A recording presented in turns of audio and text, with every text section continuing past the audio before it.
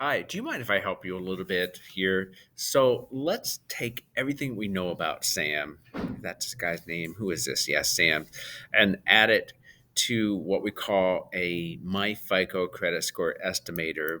Why? Because we can then predict what his credit score is going to be. So open up the estimator. It's really simple. Question number one: how many credit cards do you have?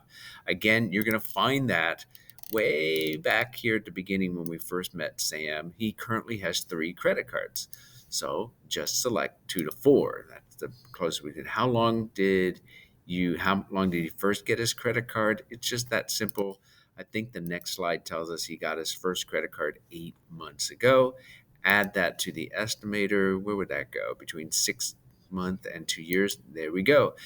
All right, 2A, how long did you get your first loan? Auto loan, mortgage, student loans, etc. Go back and see if we can find that information. He doesn't have any student loans. Uh, yeah, he applied for five credit. All right, so he doesn't have any loans. So I have never had a loan, is what you would select. How many loans or credit cards have you applied for in the last year? Well, let's take a look. He has applied for five credit cards in the last year, and three had applications accepted. So we have to select three to five. How recently have you opened a new loan or credit card?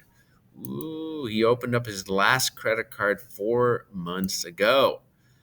So that would be between 3 and 6 months. And how many of your loans or credit cards currently have a balance? In other words, does he owe any money on these cards? All of his three credit cards currently have a balance as he has had trouble paying off each card each month. So, 3 0 to 4, he had three. And besides any mortgage loans, what are the total balances on all other loans and credit cards together? Well, he doesn't have any other loans but credit cards. So, he has $4,000 currently outstanding on all of his credit cards. Where do we put that, huh? 4,000. There you go. 0 to 499. Click that. And when did you last miss a loan or credit card payment? By the way, do you see how we're going around the pie chart of the credit score? We're going around and around, finding information for each of those categories. It's pretty cool, eh? He missed a payment in the last 3 months. Yikes. When he forgot to notify the card company that he had recently moved out of his apartment, he was 30 days behind on making a payment. So when did he last miss a loan or credit card payment? 30 days in the past 3 months. That makes sense. And finally, what is the most delinquent you have ever been on a loan or credit card payment? The last 3 months. He missed a payment in the last 3 months. So do we select 3 months? He missed a payment in the last 3 months. Oh boy, what delinquent he's been. He has no cards currently past due. So he's 30 days delinquent. How many loans are past due? No cards are past due. That's good news. Finally, what percent of your total credit card limits do your credit card balance represent? Credit utilization. What percent of your total credit card limits do your credit card balance represent?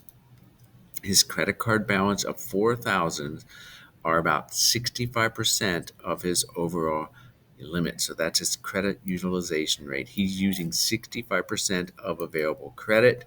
Where do we find that? Right there. Good. Finally, in the last 10 years, have you ever experienced bankruptcy, repossession, or an account in collection? Bankruptcy is when you formally and legally declare, I have no money, and your bills do not have to be paid off in their entirety. Repossession is just, hey, you have a loan that's secured. They came and took your car, or they took your house, or accounts in collections. That means your account has been sent to a collection agency whose job it is to get the money from you by calling you every night. Okay.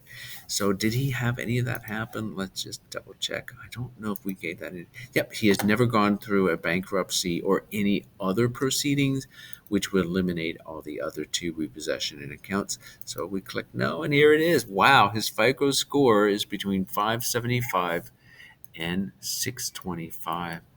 Not too bad, but not too great. He's going to end up paying a lot more for a loan and interest because he might be considered, not very trustworthy, right? So there you go. And there's how we came and got the answer for our first case scenario here. So good luck with this. Do your personal best. I think you've got this.